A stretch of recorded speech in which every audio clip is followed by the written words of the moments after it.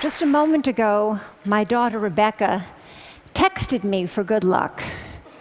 Her text said, "Mom, you will rock." I love this. Getting that text, it was like getting a hug. And so there you have it. I embody the central paradox. I'm a woman who loves getting texts, who's going to tell you that too many of them can be a problem. Actually, that reminder of my daughter brings me to the beginning of my story, 1996, when I gave my first TED Talk. Rebecca was 5 years old, and she was sitting right there in the front row. I had just written a book that celebrated our life on the internet, and I was about to be on the cover of Wired magazine. In those heady days, we were experimenting with chat rooms and online virtual communities. We were exploring different aspects of ourselves, and then we unplugged. I was excited. And as a psychologist, what excited me most was the idea that we would use what we learned in the virtual world about ourselves, about our identity, to live better lives in the real world. Now, fast forward to 2012, I'm back here on the TED stage again. My daughter's 20, she's a college student. She sleeps with her cell phone. So do I. And I've just written a new book, but this time it's not one that will get me on the cover of Wired magazine. So what happened? I'm still excited by technology, but I believe, and I'm here to make the case, that we're letting it take us places that we don't want to go. Over the past 15 years, I've studied technologies of mobile communication, and I've interviewed hundreds and hundreds of people, young and old, about their plugged-in lives. And what I've found is that our little devices, those little devices in our pockets, are so psychologically powerful that they don't only change what we do, they change who we are. Some of the things we do now with our devices are things that only a few years ago we would have found odd or disturbing, but they've quickly come to seem familiar, just how we do things. So just to take some quick examples, people text or do email during corporate board meetings. They text and shop and go on Facebook during classes, during presentations, actually during all meetings. People talk to me about the important new skill of making eye contact while you're texting. People explain to me that it's hard, but that it can be done. Parents text and do email at breakfast and at dinner while their children complain about not having their parents' full attention, but then these same children deny each other their full attention. This is a recent shot of my daughter and her friends being together while not being together. And we even text at funerals. I study this. We remove ourselves from our grief or from our reverie, and we go into our phones. Why does this matter? It matters to me because I think we're setting ourselves up for trouble. Trouble certainly in how we relate to each other, but also trouble in how we relate to ourselves, in our capacity for self-reflection. We're getting used to a new way of being alone together. People want to be with each other, but also elsewhere, connected to all the different places they want to be. People want to customize their lives. They want to go in and out of all the places they are because the thing that matters most to them is control over where they put their attention. So you want to go to that board meeting, but you only want to pay attention to the bits that interest you. And some people think That's a good thing. But you can end up hiding from each other even as we're all constantly connected to each other. A 50-year-old businessman laments to me that he feels he doesn't have colleagues anymore at work. When he goes to work, he doesn't stop by to talk to anybody, he doesn't call, and he says he doesn't want to interrupt his colleagues because he says they're too busy on their email. But then he stops himself and he says, you know, I'm not telling you the truth. I'm the one who doesn't want to be interrupted. I think I should want to, but actually I'd rather just do things on my BlackBerry. Across the generations, I see that people can't get enough of each other if and only if they can have each other at a distance in amounts they can control. I call it the Goldilocks effect. Not too close, not too far, just right. But what might feel just right for that middle-aged executive can be a problem for an adolescent who needs to develop face-to-face relationships. An 18-year-old boy who uses texting for almost everything says to me wistfully, someday, but certainly not now, I'd like to learn how to have a conversation. When I ask people, what's wrong with having a conversation? People say, I'll tell you what's wrong with having a conversation. It takes place in real time, and you can't control what you're going to say. So that's the bottom line. Texting, email, posting, all of these things let us present the self as we want to be. We get to edit, and that means we get to delete. And that means we get to retouch the face, the voice, the flesh, the body. Not too little, not too much, just right. Human relationships are rich, and they're messy, and they're demanding. And we clean them up with technology. And when we do, one of the things that can happen is that we sacrifice conversation for mere connection. We shortchange ourselves. And over time, we seem to forget this, or we seem to stop caring. I was caught off guard when Stephen Colbert asked me a profound question. A profound question. He said, don't all those little tweets, don't all those little sips of online communication add up to one big gulp of real conversation? My answer was no, they don't add up. Connecting in sips may work for gathering discrete bits of information. They may work for saying, I'm thinking about you, or even for saying, I love you. I mean, look at how I felt when I got that text from my daughter. But they don't really work for learning about each other, for really coming to know and understand each other.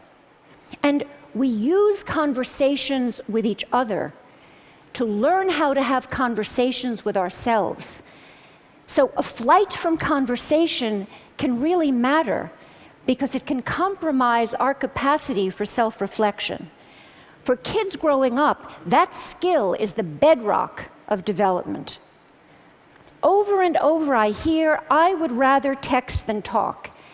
And what I'm seeing is that people get so used to being shortchanged out of real conversation, so used to getting by with less, that they become almost willing to dispense with people altogether.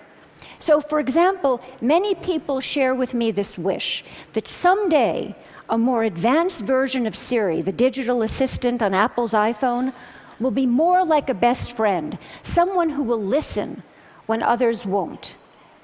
I believe this wish reflects a painful truth that I've learned in the past 15 years. That feeling that no one is listening to me is very important in our relationships with technology. That's why it's so appealing to have a Facebook page or a Twitter feed, so many automatic listeners. And the feeling that no one is listening to me makes us want to spend time with machines that seem to care about us. We're developing robots, they call them sociable robots, that are specifically designed to be companions to the elderly, to our children, to us. Have we so lost confidence that we will be there for each other? During my research, I worked in nursing homes, and I brought in these sociable robots that were designed to give the elderly the feeling that they were understood. And one day I came in, and a woman who had lost a child was talking to a robot in the shape of a baby seal. It seemed to be looking in her eyes. It seemed to be following the conversation. It comforted her. And many people found this amazing. But that woman was trying to make sense of her life with a machine that had no experience of the arc of a human life. That robot put on a great show. And we're vulnerable. People experience pretend empathy as though it were the real thing. So, during that moment, when that woman was experiencing that pretend empathy, I was thinking, that robot can't empathize. It doesn't face death. It doesn't know life.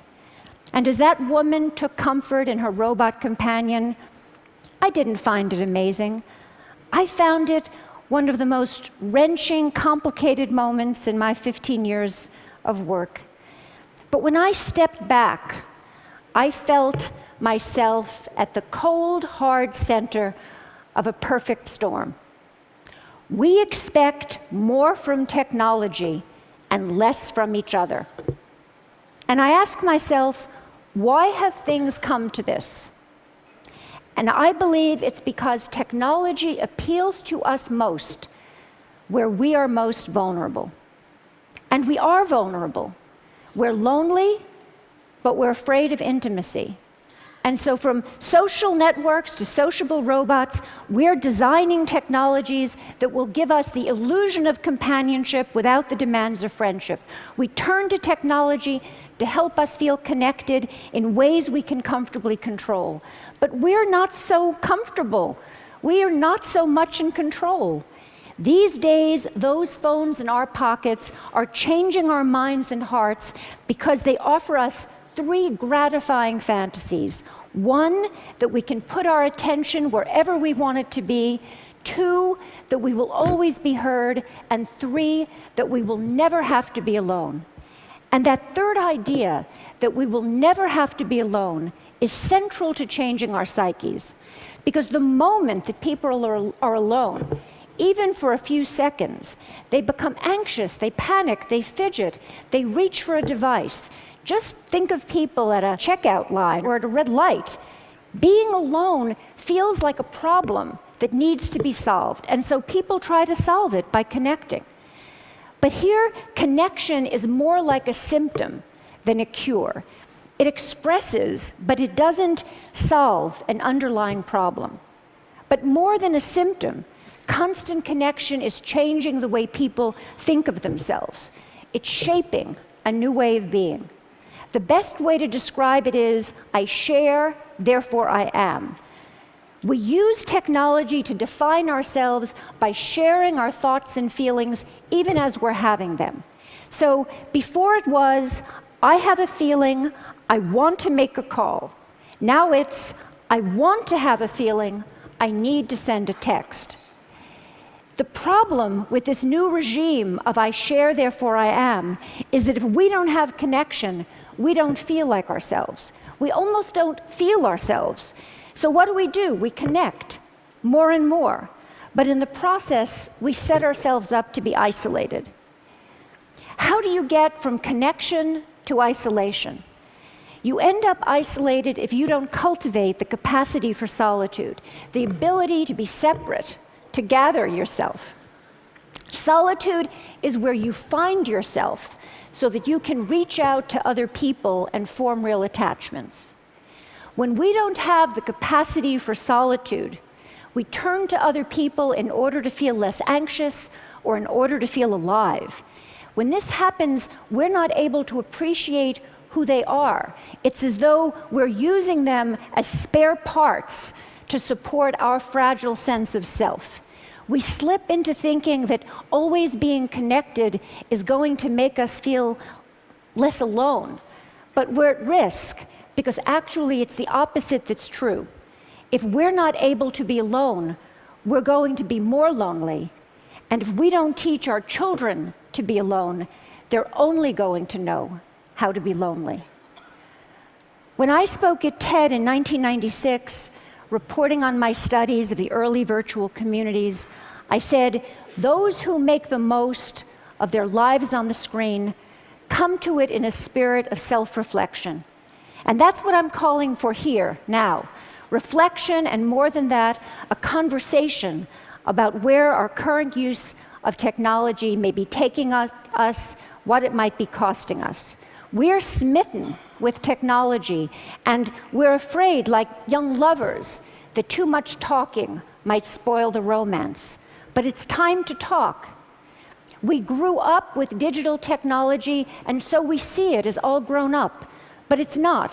It's early days. There's plenty of time for us to reconsider how we use it, how we build it.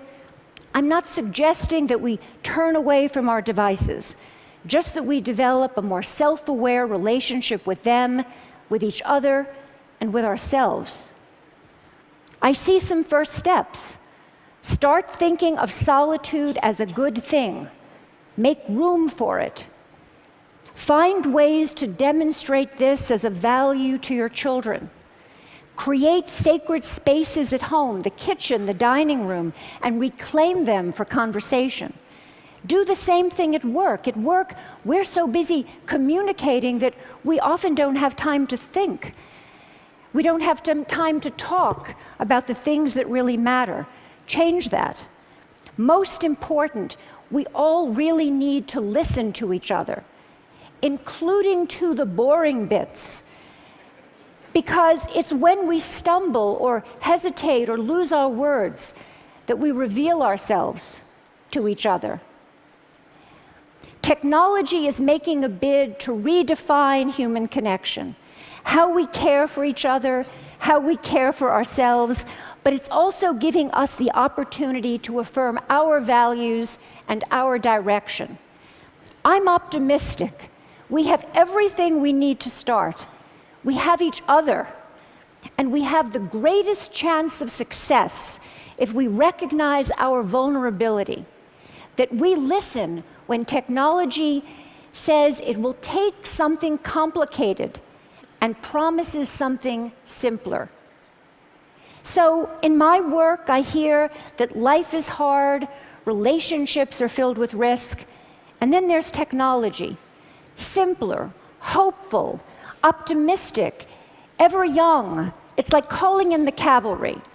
An ad campaign promises that online and with avatars, you can, quote, finally, love your friends, love your body, love your life. Online and with avatars. We're drawn to virtual romance, to computer games that seem like worlds, to the idea that robots will someday be our true companions. We spend an evening on the social network instead of going to the pub with friends. But our fantasies of substitution have cost us. Now we all need to focus on the many, many ways technology can lead us back to our real lives, our own bodies, our own communities, our own politics, our own planet. They need us. Let's talk about how we can use digital technology, the technology of our dreams, to make this life the life we can love. Thank you.